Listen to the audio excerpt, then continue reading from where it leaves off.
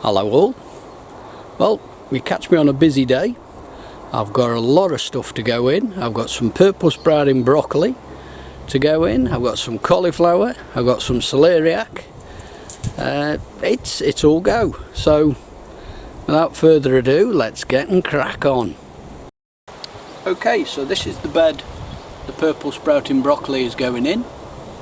It's been worked over. It's been lightly forked. It's had some pelletised chicken muck put into it. It's been hoed over. So I've now got to firm this ground down, ready for the sprouting broccoli to go in.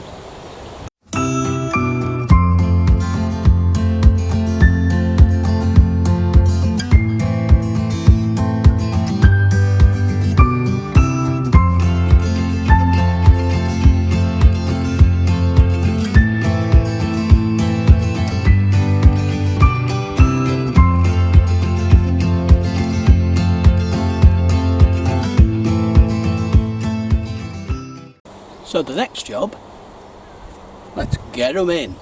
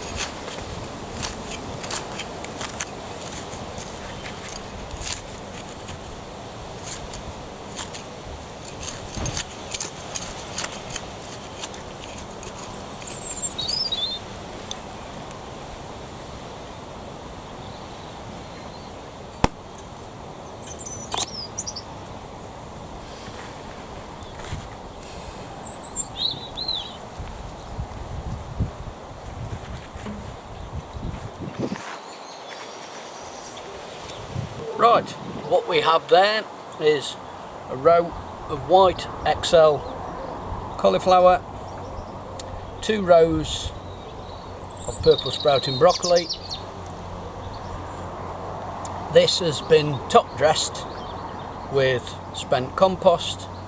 It'll now be watered, hoops fitted, netted with the debris netting, and that's another job off the list.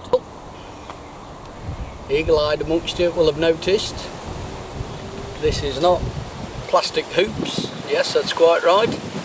This is the frame that the lettuce were in, under, call it what you like.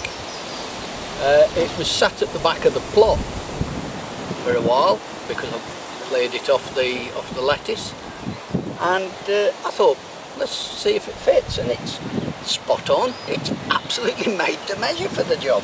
So I've put that on, put the debris netting over it, and I reckon I've made a pretty good job of that, even if I say so myself.